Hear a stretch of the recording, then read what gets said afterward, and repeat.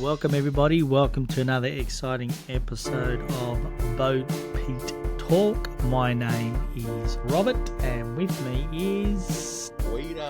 Okie dokie. Let's get into the contention. The hottest story that's revolutionizing the world at the moment. Astronomer CEO Andy Byron resigns after kiss cam scandal with Kristen Cabot at Coldplay concert. Now this seems to be doing the rounds. It's hitting the memes. It's a good old-fashioned laugh, but there are some victims in all this. Obviously, we do spare a thought for the partners out there that are going through this, obviously being in the news and family. Peter, what's been your spin on it? Yeah, I mean, it's been one of those things where it's where you say it's a gift that keeps on giving in terms of entertainment.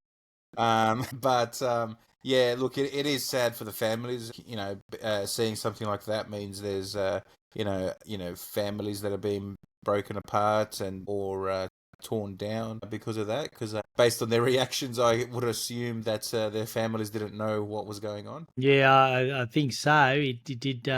The reaction speaks for itself, and even his response was quite interesting. That being Andy Byron, he's had a few words to say. I've read around the traps. Not very happy that his privacy was invaded. I can't see it any other way. I don't think someone was out to get him. It just one of those moments the stars lined up, and for better or for worse, it's out there. Whether he wants to be totally understanding of the fact that it was rotten luck, but maybe luck in the sense that it would have been more devastating. Let's think of the partners of these, the loved ones involved in this.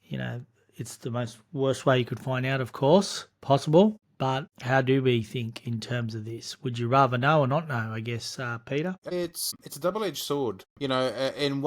In one instance, if, say, people around you start to know and you're the one that doesn't know, and it's, say, for example, if my wife, was involved in something like that, and I was the only one to not know, it does make you feel quite like bad. But on the flip side, when you find out, it also creates a bad situation as well. So you're damned if you do, you're damned if you don't. I think in these situations. Yeah, it's a really, really unfortunate situation. Even the mascots out there are mimicking. I saw one, I think at a baseball match, of the episode of what happened. It's been played out on many memes and even AIs having fun with it. So it's certainly out there in a big way. And obviously his resignation in the past 24, 48 hours, the Byron, obviously suggests that they're not going to, it's going to be very messy and very difficult. And I'm sure there's going to be a big divorce money involved in this. After all, we are talking about a head honcho of the Astronomer company. I believe he was worth about 1.3 billion. Okay. Yeah, so I believe crazy. his wife is, or ex-wife, I don't know where they're at the moment. Yeah, she'll probably take half of that, I would imagine. There's been some big divorces out there. Bill Gates, obviously, and his wife was a pretty big one. So he's inferred there was something a little bit more to that one. We'll never know, will we, what really happened in that particular case there that led to the divorce. It could have been a simple case of sometimes people grow apart, or was there something more sinister in terms of timing not long after the Epstein files were doing the round? Of course, a lot of people like to connect dots, possibly that weren't there or could be there. Speculative. It does make interesting speculation, these type of situations. Considering you're speculating even with that because of in relation to the Epstein files, I was even thinking, what else is happening in the world that like something like this is taking center stage and going viral. Yeah, it's interesting. The Epstein files is the gift that keeps giving as well, talking about that in many ways, if that's where you're going, Peter, today.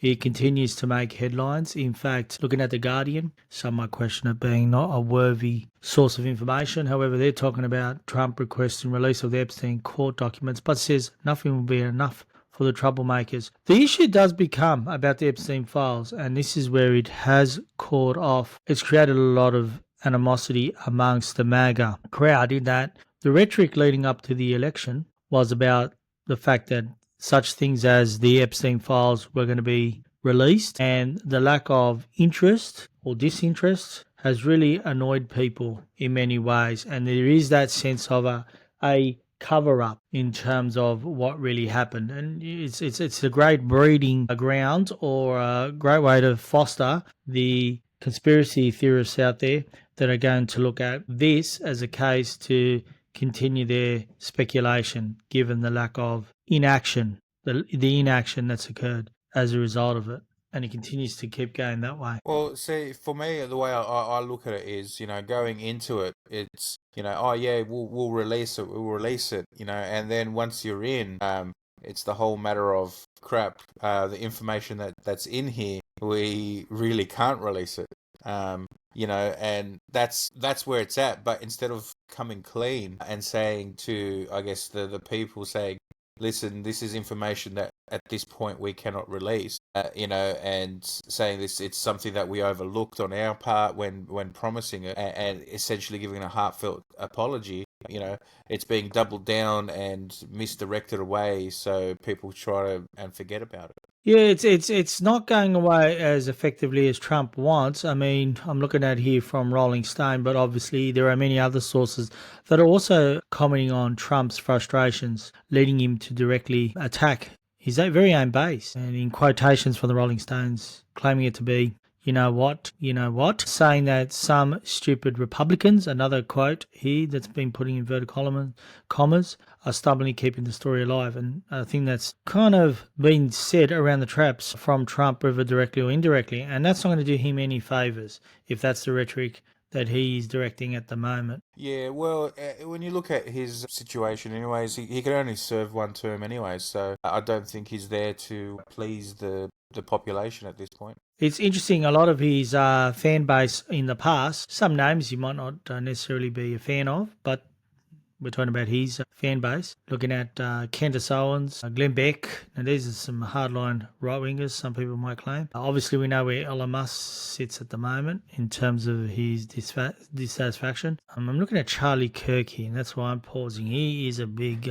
Trump idolizer, if you want to call it. It says here Kirk was, this is Rolling Stones, was one of several right-wing pundits to indicate that he might back off of the Epstein story, having reportedly fielded a call from Trump himself on the matter. Only a day later, however, he devoted a podcast episode to questions around Epstein, arguing that the administration had to disclose more details.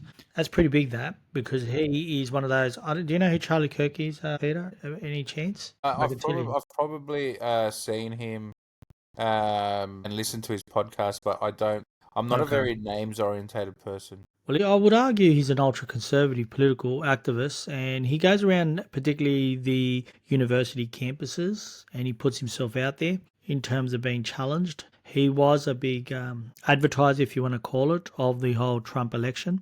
He's pretty much made a name for himself being part of that supporter base for the Trump administration or Trump in general. And he is extremely conservative and Christian and puts it out there.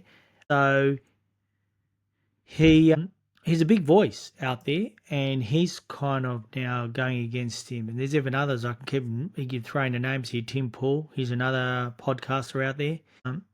And he's not too much of a fan, if I'm correct. It's saying here with Tim Pool. I'm very interested in this one because he is ultra. Donald Trump says the people that are interested in Jeffrey Epstein's inquiry are bad people. Paul said on this show, said only bad people in the fake news are interested in the Jeffrey Epstein inquiry. I guess that puts me in a category of bad people. That's pretty big, isn't it? Him saying that. Yeah. If you know anything about Tim Pool, who's really out there. So it's the gift that he certainly keeps giving, you know. Hell, there's even some of our fun conspiracy kingpins. Alex Jones is even on the bandwagon, I'm reading here. This Rolling Stones, well, they're not a fan of the right, obviously, but in the past that is, but certainly they're enjoying naming all the big right-wingers, Tucker Carlson and Roseanne Barr. You know, some people might not like what Roseanne Barr has to say, but she's a devout fan of Trump. And she actually says, Mr. President, yes, we still care about Epstein. She wrote that on X, by the way. So it's a gift that is keeping on giving. It doesn't help when it was put out there that we were going to know and we were going to get answers. And I think that's where people are very bitter and resentful. Have you had a chance to read anything, Peter, in this space over the week? Not so much in relation to Epstein, mainly because I personally have lost interest in it, seeing as the government doesn't want to do anything about it. That's a really good point you make, and I'm going to put it out there now for our listeners to think about. Where does it sit? If you were to make a top five of what you want to know or what you consider as important at the moment, where would Epstein? Would that be in your so it's not going to be in your top five? No, because for me, I came to the conclusion if they're not going to release it, it's as bad as I thought or even worse, right? But do you care about all those victims in that sense? I'm putting it out there. I'm trying to challenge you here now. There's from my point, there's nothing that I can do in relation to the victims that are there. I mean, look, I feel sorry for the victims, but you know, so when it comes to like my sphere of influence, there's no one in my sphere of influence that was made a victim of that. So it's hard for me to have that like drive to want to carry through and you know get to the bottom of it for the victim's sake. You know, for me, I look at it like I said. I assume that a large proportion of I guess, the American elites and world elites who were mentioned to be a part of that are as bad as I think they are. So I'm not going to trust them. That's now they've just cemented their dishonesty. So I'm going to move on with my life thinking that they're scum of the earth. Yeah, okay. That's interesting take in terms of it. I guess where a lot of people are looking at this is that it certainly is flavour of the month and it seems to be taking up a lot of headline space. But I cannot stop thinking about what Mel Gibson and a few other outspoken, as you know, there was a film, was it last year? You know the one I'm talking about children being kidnapped? The Mel Yes, Gibson film. I yes. should know. Jeez, I should be ashamed of myself. I haven't watched it, you know. I've had it on my list to watch. I'm quite slack with film these days as well. Yeah, same with me. Films like that. Not Ransom, of course not. I just did a search. Kidnapping children, because there's so many of them that it happens in America. It's claimed to be. Isn't it funny? I can't find. Sound of Freedom, of course. And the actor that played Caviezel, who played Jesus in The Passion, plays Tim Ballard in that film. Yeah. Pretty much embarks on a mission to rescue children from sex traffickers in Colombia. It's a very interesting take, and it did make headlines when that film came out. And what's sad, if part of it's true, is worrying about possible children sex slaves. Is that the gist of, I think, where it's going? And obviously the Epstein is about that as well. We're talking about underage, particularly women, if I'm correct, or girls. I should be saying girls. And that's why it's in my top five. That I'd love for it to get a final solution or to the bottom of what's going on. But let's stick to this theme for a moment. So, what is in your top five, Peter, at the moment that you're interested, engaged, and want to know more about? Well, when it comes to it's interesting that you say that. When it comes to the news and things that are going on, Mm-hmm. the reality is there isn't much in my top five that I can say I need to know more of. So, say for example, you know, when you look at the world, you know, you got Ukraine, Russia, Mm-hmm. Israel, Palestine, Iran, and the Middle East, and you know it's the same old.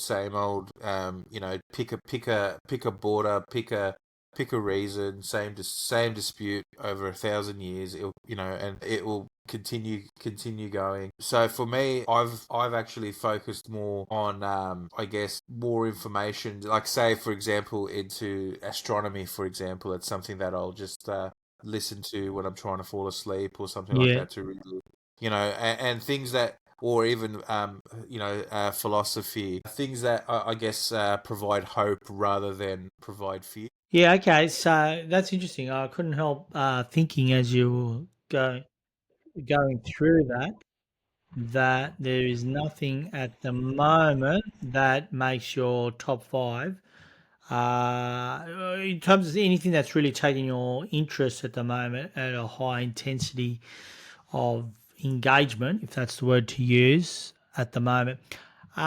For me, I think the biggest worry for me, it's not necessarily a direct news article or anything happening in the news around the grounds at the moment. It's the cost of living and the future for our children in Australia. And we've had plenty of podcasts about this, but I can't help worrying about there are talks about changes and reforms to our taxation. That's the rhetoric. Electricity prices going up. That's more interest for me. And also a health system. Now, we were promised at the last federal election where Albanese, our Prime Minister, put up the Medicare card and claimed that this is important, this is going to be free, this is going to be solved so that bulk billing will continue to be strong and a part of the Australian way of life. And I'm interested in those spaces, how true those promises are going to be, because I don't believe that a lot of what we want necessarily out of post-election has made any difference. The cost of living is more expensive than ever. Electricity prices continue to go up, and I'm interested and staggered by the fact that, and I'm pausing for a moment for effect intentionally, that Susan Lee's Liberal Party records historically bad result in first news poll since election. I don't get it, Peter. I don't get how the coalition can't provide us with an alternate government to the Labor Party, because I don't see Labor Party really in Australia doing much, and I don't see the coalition doing much. I don't know how we're going in this country, to be quite honest, with a really decent government that can really make a massive imprint and benefit to our cost of living. Yeah, now that you mention that, it's something that now I like thinking. I don't think for the next, if we're lucky, not the next run of Prime Minister, the one after, we might start seeing some positivity. So it was interesting when people asked me, oh, when's all this COVID stuff going to end, and when will we see somewhat like normality in our lives, etc., etc. This is like in 2020, 2021. I stopped for a second and I really thought about it, and said to them, I go, the earliest that things will return to somewhat normality will be 2024 and potentially even 2025. And when you look at that, we're still not even back to normal from that. We've had massive increases in inflation because of everything that's happened during that time. So we're still in recovery. So even when it comes to, when we're going to see some positivity from our politicians, maybe close to 2030, if you ask me. That isn't it, because I don't see them answering. They've dug a hole for themselves. The whole electricity is a legacy of previous governments, and it's very easy for Labor Party to blame the coalition, and coalition can have fun in that game as well. One could argue about privatisation, and we can keep going down that rabbit hole, if you want to call it. But I don't see any solutions. Such a mineral-rich country, and we've said that in previous podcasts, and no solutions to that. There is some hope, though, and I'm very intrigued by it, and we have covered it previously. There are people that are swearing by going down the route of solar panels and battery at home, and maybe we're being coerced into that approach, and hence the reluctance to really, if that's the way to look at it as a skeptic, to deal with the rising electricity prices. Are we as consumers being forced into this market? Well, you got to think about it like this, right? With solar panels and batteries, you, as a home, you solve two problems when it comes to our electricity grid. Is you generating power, one, and that's cleanly with solar.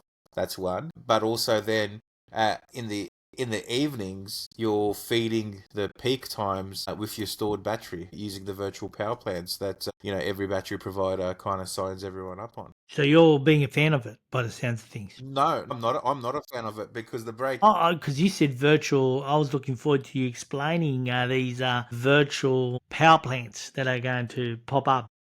Well, virtual power plants is a group of people or an individual household signs into, I guess, with other people. It's usually done at the power provider. You could do it through Mm, Tesla. There's all different places, and basically the software that everyone installs on their battery and like their grid controller essentially tells the batteries when to feed into the grid so other people can use the grid stored power, and basically it just allows you to make a bit of money. And the sad thing is, right, so people are making this investment for the batteries, for the solar panels, and that's all great, for them, but they're reaping minimal rewards still from these considering. schemes. Yeah, so they're essentially getting ripped off.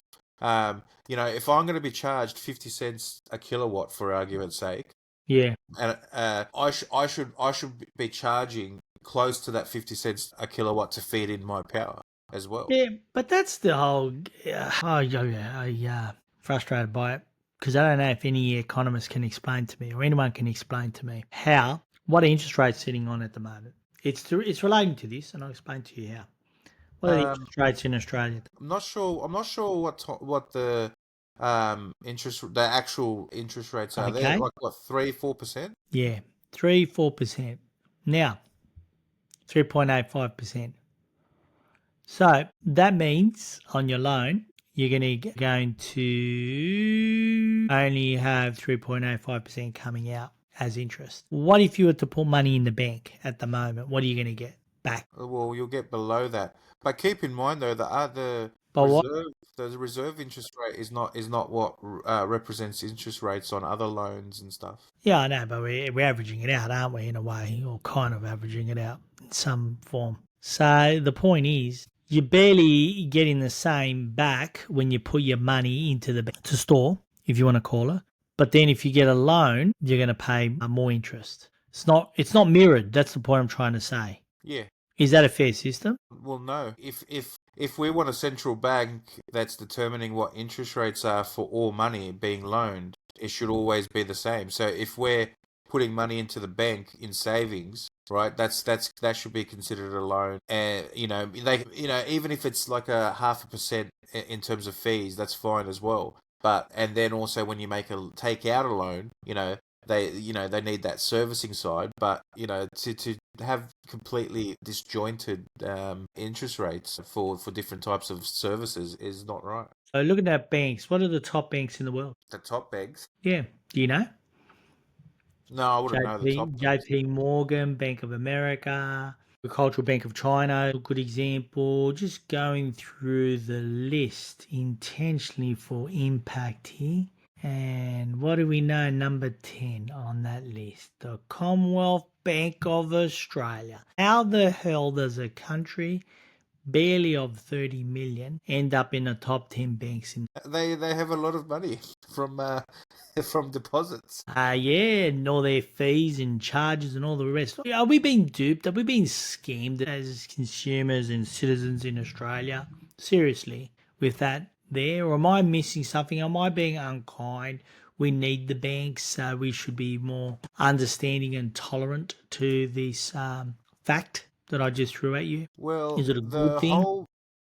the whole point of a bank, in its inception, was to allow safe depositing and safe withdrawal and usually it was in gold coins or coins. So if you look at the Knights Templar, they were probably the first banks because they allowed you to deposit, say, in Istanbul, some gold, and then they allowed you to withdraw gold from, say, Jerusalem when you made a pilgrimage, and they provided you with promissory notes to use for the to withdraw. So essentially, that's how also our paper money came to be that we have now as well, but also it's our banking system as well. So it allows you to safely store your money or your wealth with them and then allow you to withdraw it when you need to use it for payment. It's interesting when you do a search, it's a good thing that Australia, Commonwealth Bank it fluctuates, obviously that ranking, but up there anyway in terms of being a top bank in the world. And on a positive, it says this is generally good because it means financial stability, international reputation, innovation about Commonwealth Bank. Concerns, market power and lack of competition. Because remember, we have a big four in Australia. For those that don't know, that's Commonwealth Bank, Westpac, NAB, ANZ. Okay. And we all know about the big two in terms of supermarkets, Coles and Woolworths, and we could even go into that in terms of the lack of competition, why we're paying so much for our groceries. But sticking with the banks at the moment, overcharging for specific services, profitability and valuation, historic issues with conduct and culture, while not directly a scam, past inquiries such as the APRA Prudential inquiry into CBA have identified shortcomings in governance, culture, and accountability, particularly regarding non-financial risks and a focus on continued financial success that dulled the sense of institution regarding customer outcomes and compliance. This shows a historical tendency where strong performance may be overshadowed consumer-centric approaches. Reading that, of course. So it makes interesting thought, doesn't it, the way the banks operate in Australia. Here's another one for you. Do you think a lot of people are feeling that way? Are more and more Australians leaving Australia? I don't know. I wouldn't say necessarily leaving Australia. I would say they're probably taking extended vacations. Well, if you do an AI search, it says, yes, it appears that more Australians are indeed leaving Australia. Recent data suggests a trend of increasing departures, particularly. Now, is that tourism, or is that more than that? Rising migrant departures. The Australian Bureau of Statistics report that migrant departures increased 8% to 221,000 a year ending June 2024, up from 204,000 the previous year. Yeah, but let's put that into perspective, though. Are they migrants? When they say migrants, are they saying migrants that have been here for in the short term, or migrants that have been here for 40 years, made a life, and then decided to move True, back to their mother country? true. I am doing this hasty research here. Yeah. But I am interested to see whether that's going to be a trend. Sometimes that can be a measure of where the country sits, obviously, in terms of its livability. A lot of our major cities are no longer livable in terms of cost of real estate, or is it going to be a case that a lot of young people are just going to give up and just say, okay, I'm happy to rent, but I still have a fairly good life. We mentioned about our health system still being in the top three, which I find very difficult to believe. It must mean that the rest of the world health systems must be terrible and wretched for us to be in that top three, because I've had recent poor experiences with hospitals, to be quite honest. So what's your spin, Peter? Yeah, I can't fathom how health systems in the top three as well. It's just going off, like I said, even my experiences. I just shake my head if that's accurate. But yeah, it's the prospects for the future are quite grim, if you ask me. A lot of industries like that you've been seeing in the news lately. We don't, you see all the strikes and industrial action taking place. We want more pay. We want more pay, which is well founded. I'm never going to be able to. I will never say to anyone, no one deserves more pay. Everyone always deserves more pay. But where the issue arises from those, if everyone starts getting paid more, there's going to be another scheme or another tax that comes in that's going to take that wealth that you gained away, anyways. True. Or or it could be just that everything goes up in price when it comes to inflation. Like there is like asking for a wage increase is it solves the problem in the short term, but you eventually end up in the same spot in the long term because all other industries go through the same thing. So it's a But, never-ending yeah. cycle when it comes to that. And it's quite grim though because we've been hit so hard with inflation the last over the years. And that inflation number, I don't know how they're going to dilute it. If the speculation out there is that the GST is going to go up from 10%, because we're very low compared to the rest of the world, what's going to happen then? Yeah, but see, they can't because of how much our income tax is normally, anyways. If they reduced income taxes, and then increase the GST, yeah, that's possible. Even for me, the way I look at it, if GST was at like 35% for argument's sake, right, and our income tax was almost zero, besides those that are on an extremely high income, um, you would see the government making much more profit, but that means everything else costs more as well. So anything that you kind of gained in not paying taxes as an individual on your medium incomes and low incomes is completely lost when you start buying things again. So do we need GST at all? I mean, that's a catch. It's a catch 22. If you take away GST right now, that means they have to get taxed Yeah, elsewhere. It's an yeah. income now that's been spent. and that's how you got to look at it with these taxes. The money's already been spent because the tax wouldn't be put in place if there was enough money on the table to begin with. So you're kind of saying that it's something we're stuck with, we have to live with. Yeah, yeah. I don't see GST going away. If anything, it will go up like every other value-added tax around the world. Mm. What about GST in, you interested to know, in Vietnam, it's about the same. What about Saudi Arabia? What do you reckon? They probably have no GST Why is that? because they probably use their oil to fund subsidies for the people. Well, you're wrong. They have a VAT. There you go. Petroleum now also it significantly increased to 15%. Yeah, there you go. There you go. There's always money to be gained, isn't there? There's Yeah, always revenue for governments. I will say though with GST, all right. What I actually always appreciate about GST, right? At least it's a visible tax that's Yeah, shown. not hidden. That's right. It's something that's shown on your receipts. You know what you've paid in taxes, right? Now, another thing as well about that is it's a opt-in tax, right? Because if you buy something, that's when you're opting in and you pay the tax. So if you don't buy anything, you don't pay that tax. Most countries have it. Very few don't. You can move to the Caribbean, the Bahamas, Cayman Islands. Cayman Islands would be the place to go, right? Yeah, Kuwait, Qatar, Brunei, Iraq. There's some countries to think about. Hong Kong, no VAT. Well, how long is That's that going to interesting. Does stay? China have a VAT then if Hong Kong doesn't? Here we go. I'm about to point out for those that are interested. Yeah, they have a VAT. What's theirs at? Percent. 13%. We have room to grow, don't we? Yeah. Well, it varies because there's a multi-tier thing over there, actually. 9% for various services such as transportation, postal services, telecommunication. 6% to modern services like financial services, IT, technology. So there's a kind of a tiered system that works over there in terms of GST. That's something that wouldn't be too terrible here. Where your more luxury items would attract a higher GST and your less luxury items could potentially be GST free. So, like, I guess a tweaking of the whole system. What about our income tax compared to the rest of the world?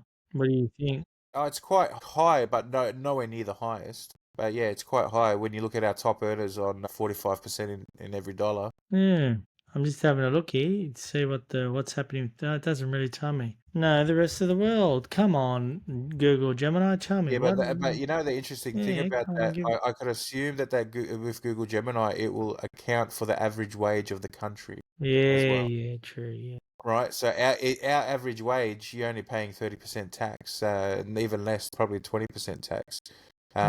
Whereas our top earners, though, pay like quite a large tax for every dollar earned. And compared to the highest, this rate, in terms of the top marginal income tax rate, it places Australia in the mid to high range amongst OECD countries. There we go. So we are up there with our high tax. What's our brackets for people to know? We have 0 to 18,200. You don't pay any tax, income tax. That's often referred to as our tax-free threshold, isn't it? Then we have 45,000, 16 cents for each dollar over 18,200. The next tier is 45,000 to 135,000. And again, it changes the rate that you pay. For argument's sake, you're in the 30% there. And then 135,000 to 190, 1,288, 30%, I guess, 37 cents for each dollar over, plus the 31,000 over 135,000. And then you go to the next bracket, the big one, when you're in the big bucks, 19,001, you're paying 51,638 plus 45 cents for every dollar over. How does that sound to you? Yeah, quite high. Over 190,000, actually. Yeah. Yeah. I mean, it's great that the thresholds, for that rate is quite high, but it's still, there are people that earn that, and it is quite high. Imagine that you're, if you're actually doing a skilled job, and you're only getting essentially half the rate because the rest is going to the tax. It's very interesting, the whole tax system, and I enjoy this space because when you start digging further, there aren't too many places in the world where you're going to escape tax, and being paying a fair bit for tax is something you have to live with, pretty much. Governments are all around the world switched on enough to know that there's revenue to be made and lots of money to squander. Yeah, and Lots of that's money to the key thing squander. that you said. There's a lot of money to squander. Money spent on Olympics, money spent on stadiums that don't need to be built, and very little money on health. Well, they'll say they spend a lot of money on health, but I would argue they could do a lot more in that space, especially with our elderly and nursing homes and the state of those. There was a big inquiry about that. Do you remember that one? I do. The biggest issue I find with the nursing home Yeah. situation. Right, so these are people that I know that have worked in the industry. The aged care nurses, or I guess assistants, whatever they're called, they don't earn that much. No, they don't, do they? Like it's quite abysmal in terms of what I guess the organizations are happy to pay, but more importantly, I'm going to say what the government deems the work that they're doing is actually worth, right? Because Hard job. yeah, because they're getting paid by the modern awards, but let's face it, modern awards are that's your minimum standard for your pay for the skill set that you have. Yeah, it's a very important job that's underestimated in terms of it. Now, since the big nursing home Royal Commission, March 2001, which was quite a damning indictment of the aged care system, there have been reforms. Since July 2023, there have been mandate for 24/7 registered nurse coverage in residential aged care homes. That's interesting. I thought that would be something that would be mandatory as it is. From October 2023, there's been a mandatory average of 200 care minutes per resident per day, increasing to 215 minutes from October 2024. The ratios have improved in terms of staffing and better quality care in some instances. And there's been an increase in funding. The Albanese government has substantially increased funding. A significant 15%, wage rise for aged care workers. Yeah, but looking at that, they increased funding, that's great, but those aged care facilities, the large majority of them are privately owned and run and Yeah. operated. So they're providing funding that are going directly to the aged care providers, which then trickle down to the employees. You know what I mean? Like they're giving it to the organizations, not to the individuals. You know, But the pay do, increase is great though. but do they stipulate how the money has to be spent? Do they stipulate how it has to be spent? I don't know. That's a really good point you make. That's why I've asked that. From my experience, that and what I know when it comes to how private entities deal with government, it doesn't work that way. The private entities put tenders forward to say, "Hey, this is what we're going to provide for you with the money that you're offering." And I can tell you right now that organisations can operate quite leanly while providing everything that they promise. I'm just looking it up, what the story is there. Telling you, I'm going to give an answer to that because that's a good point. Yes, private nursing homes in Australia increasingly stipulated and monitored on how they spend their funding, particularly since the Royal Commission, because it's a very valid point you made. I'm glad you did. Here's a breakdown of mechanisms. Holistic care funding, the funding amount seems a little bit vague, a lot of this, but obviously you'd have to read the fine print. But it is encouraging to hear that they are making a bit of an effort. I like this kind of stuff because when you think the sky is falling, sometimes you realize that there are things getting better. It's easy to get lost in the mire of negativity day to day. Yeah, but you see, that's this exactly what you read there. It reminds me exactly of what happened during with the NDIS scheme that's still running. Basically, you have checks and balances that are put in place, right? Yeah. And it has to be an independent assessment that's made. Mm, But you've got people within in organizations that can do those independent assessments, and they can just keep the hamster wheel turning, yeah. and just keep getting funding and exploiting the funding model that way. Yeah. Um, it's yeah, it's quite loose, and that's on the government side, and that's because the government doesn't have the resources To to monitor it properly, yeah, and exactly, regulate it properly, yeah. exactly. Yeah, there's no. there's no chance that anyone can regulate anything Yeah. like that Can properly. I use the quote? But the vibe of it all is positive. The government is going in with the right intention, but they need to get the right resourcing in terms of monitoring and regulation. That's where you're going in this, I think. Well, the vibe for the NDIS was positive as well, Yeah. but look at what's come out of that. You know, Now, for those that don't know, we should tell people we're talking about the National Disability Insurance Scheme, of course, for those that aren't aware. yeah, basically you got organisations that are literally charging the NDIS because they can provide everything for the person who needs the care, but they don't realise that the consultant fee is $60 an hour, and then the Mm. actual consultant gets paid $20, let's say $30 an hour. So Another 30, yeah? Where does it go? yeah, exactly. And these are the things that cause the scheme to get bloated and worn down, and essentially less and less start to happen. So that's what I'm concerned about. Hearing about stuff like this, just knowing how that went through. The Albanese government announced over 2 years a 3.5 million package for community-led healing services specifically for stolen generations survivors through the Healing Foundation. I've gone on to another funding now, as you can tell. That can bring its own challenges, I guess, how we fund the Indigenous population. That can be quite controversial Yeah. because there are people out there that are going to be quick to judge and sometimes make up their own belief on what's going on. So I'm interested to dig a little bit further here. So with the stolen generation, Yeah.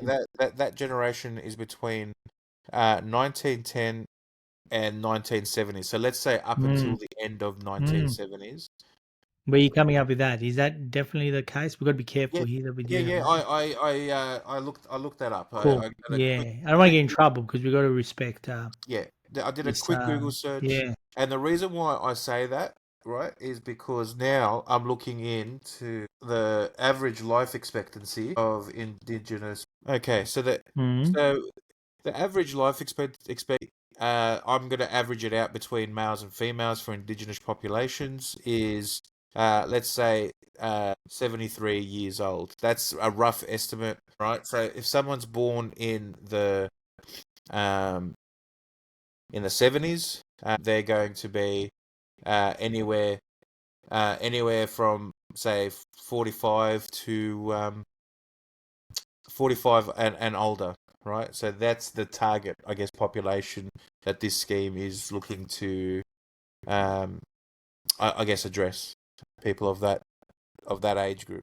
It's an area that I'd like to dig further, but I'd like to know more because it's easy to shoot off stereotype, not necessarily stereotype or he said, she said, speculative opinions on what the funding actually looks like. And I think we should be very careful with that. No, I guess my point, what I was trying to Mm. make is we're dealing with people that are either at the peak of their careers if they're working. Yeah. So the amount of additional help that they'll need at this point in their life is quite minimal. Um, where they needed it in their younger years. I mean, look, I'm sure there's people that will welcome it and that need it still. That's not discounting all that, but um, in general, once you're in your years and above, you're well established in your career. You're earning close to the peak that you'll be earning in terms of your income, and you're starting to close off, um, or make your biggest dents into your like mortgages and other large investments that you've made. And like I said, it's the time where you need yeah, you don't need as much help. Like I said, it's just yeah. I just find it's one of those kind of we'll do something, but really there's nothing that we can do because it's too late. Because we didn't do it earlier. What about the welcome to country? I think it's overdone in a lot of places. No, in terms of what money that's thrown around for that. Because I've been hearing a I reckon lot in there's that space. Because it seems to be any major event, if you follow social media closely, a lot of people are very resentful. It's becoming resentful of it, and people claiming what a waste of money, which is really unfair, and it's losing beautiful nature of what the welcome to country is all about. To give you an Yeah. idea of some amounts here, a simple welcome to country speech only ranges from $300 to $750. Smoking ceremony $700 to $1,500. Didgeridoo performance and dance $1,500 and upwards. I think that covers it. Some ceremonies average around $1,266 per service, lasting 5 to 15 minutes. Visitor delegations $6,600 for smoking and welcome to country. So there is money being, I hate to use the word or expression thrown around, but there's money being put into this, obviously, and some of the welcome to countries, a lot of thought is really put into it. They are becoming a lot more, don't want to use the elaborate, but thoughtful, some of them that are given. But I've got Yeah. to look at the other argument, Peter. There are those that are saying, I'm not a fan of it being overused, like you said, and it may be a money-making scheme. I hate to say that, but it's certainly out there. We have to show both sides of the argument. Well, but even Yeah, I guess taking away from the money side of things, right? Let's just, yeah, you know, yeah. taking all the money out of the equation, do I need to be welcomed when I walk into a public place, into the country that I was born into, right? That's my argument I'm going to say. Like I was born here. I never made the choice where I was born. And now I'm being welcomed in major sporting events, you know, which that is actually something I can understand, but I'm just saying almost everywhere. Like, I can go to a conference for, let's say for cybersecurity, for argument's sake, and I'll be welcomed into my country. I get that it's for people that are not from the country and are coming in, but it's just something where once it starts hitting a lot and you see it continuously, it loses its impact. And that's what I feel is probably worse than continually doing it. Can I counter argue that? I reckon we should stop doing the Australian national anthem then. We're doing that to death. The words to that Australian national anthem, a lot of it girt by sea, But doesn't have do the you? significance. Well, let me give you an example. If you go to a conference, do you hear the national anthem? No, not always, but I'm playing devil's advocate on this because I'm No, no, but I'm trying to get I'm my saying head where it's around it. overused, right? To hear the national anthem in a major sporting event, that when you're playing country versus country, like Yeah. different countries, yeah, that the anthems are played, and I would say it's appropriate then to even do a welcome to country if it's hosted in Okay. Australia, right? That's So the appropriate. rugby the other night, that Yeah, makes sense. yeah, that's Cool. correct. Yeah, But yeah, if, that's right. now, a good example. If we've got two Australian teams playing in rugby, do we need a welcome to country? Do we need the Australian anthem? No, but do they play the Australian anthem? Yeah, state of I don't. origin. State of origin. Okay, if they do, well then they should do the welcome to country there as So I well. think we're all on the same Yeah, page because, in essence, just reading from AI really does, and I've heard some real strong arguers of how important it is to welcome to country. It depends how it's done. I don't like when it's done where there's a tremendous amount of, and I do get if it's done where it becomes a speech and a speech of making myself as a white male feel guilty. That's where I do have a issue with it. But when it focuses on its beautiful acknowledgement of the past, celebrating the enduring culture, and I'm pretty much quoting AI here, and connection of Aboriginal and Torres Strait Islanders people to their ancestral lands, and sets a respectful tone for any gathering by recognising that everyone is meeting on country that always was and always will be Aboriginal land. Now, when it's put out that way, it's quite beautiful and profound. It can be when it's expressed in that tone. It even uses the word tone there. But I find it interesting when the tone becomes about apologizing, as you pointed out, I think, briefly, Peter, about the past. Yeah, we do have National Sorry Day. Yes, Peter? yes, yeah, we do, yeah. And that's important. And we do have NAIDOC Week. That's very important as part of being an Australian. But I don't think a welcome country is space or forum when it's done to lecture, badger, and make other people feel guilty.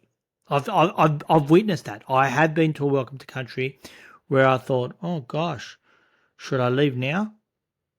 Australia. Yeah, yeah, and I guess that's the part where I guess I find most discomforting in those, because I don't even feel like I belong and in the place I was born. Yeah, that's right. I mean, let's face it, 1788, we just can't hit that rewind button, and what happened, particularly in the early years. My son is really set me straight one day and told me about the horrible afflictions towards Aboriginal people. We know about the stolen generation, of course, but even beyond that, going further and deeper into it, there are some terrible, not amazing, terrible atrocities that occurred, and historical stories of human life being lost. And in the numbers, in the thousands, and even calculatingly getting Aboriginal people, this could be controversial. Some people would say, oh, you're exaggerating what happened, but how Aboriginal people biologically react to alcohol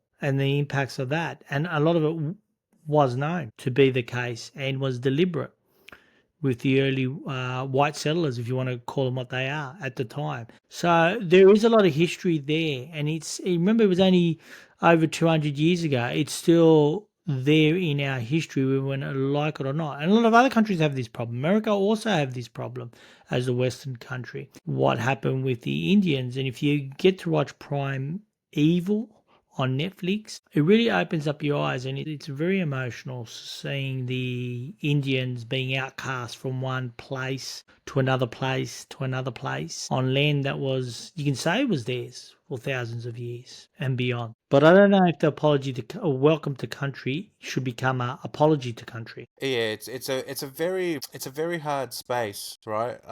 Like I said, if you go too far, Mm. you lose its impact and also its value that it has to the culture. But if you don't do it enough, also, then it's something that, people don't get to witness that part of the culture. Well, that beauty in the culture, Exactly. it is beautiful Yeah. when you think about it. I mean, Aboriginal people are connected to the land, and there's a lot of lessons for us to learn with the past. Indigenous cultures, particularly, they respect of land. When we talk about not just climate change, but in terms of our land, there is a lot of our land, if we call it our land, Australia, that is, being an Australian citizen, that have been absolutely raped and pillaged. Now, when I say raped and pillaged, I'm talking about in terms of the detrimental impact it's had on the landscape, whether that be from irresponsible farming and mining as well. It's heartbreaking. Some of it irreversible. Some of it really depleting the beauty that was originally there before they went there. Well, when you look at especially farming, people don't realize just how destructive our modern farming practices are to the soil. And Australia's soil is not made for the way that we farm it. I mean, you put in context that Aboriginal people in Australia, how long have they been there? You're talking about, and there's a lot of range in that date. Whichever way you look at it, if this number's right, 65,000 years. I believe it's even potentially longer than that. And we Yeah, yeah, I've seen podcasts and information on the web to suggest it's even longer than that. are we any better than these beautiful Aboriginals today to what they were these thousands and thousands of years ago? Are we that much better?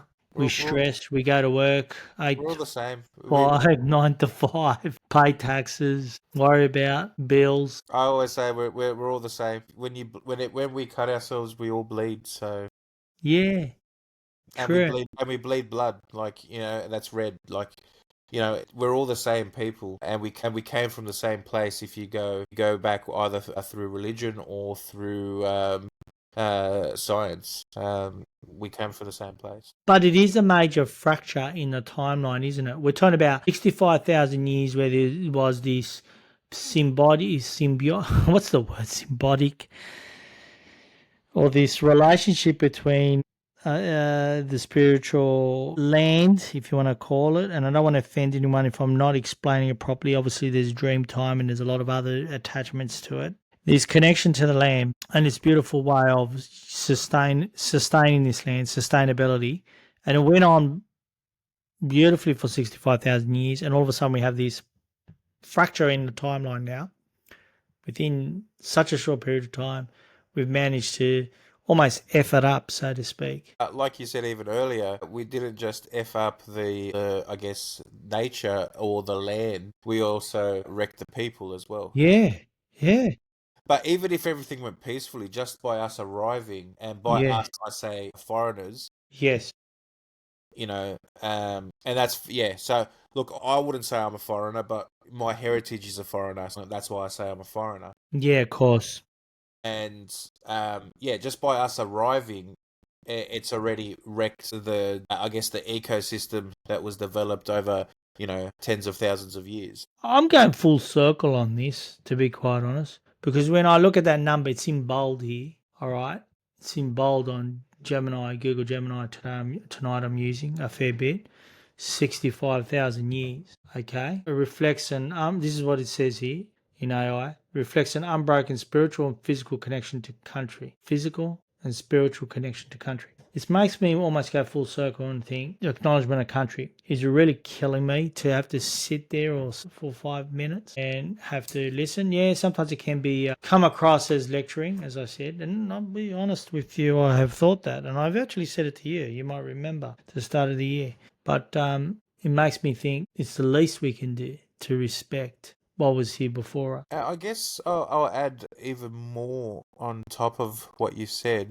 When you look at the number 65,000 years, right? That's 65,000 years of uninterrupted genetic, I guess, Yes. continuation as well. So when you look at, say, Europe, when you look at Africa, when you look at Asia, they're all land masses that are interconnected. So I guess with the peoples, there's at times been interbreeding, but when you look at the Indigenous Australian population, they've been, I guess, for a lack of a better way of saying, isolated for 65,000 years with whatever they had when the first peoples arrived to that area. It's a very interesting context. It's a nice way to finish today, I feel, with our own acknowledgement of what was before us and continues to be in front of us. And as you said, I really like what you said today. You've said some really wise things in the past, Peter, in these podcasts, but I think I like what you said, you still bleed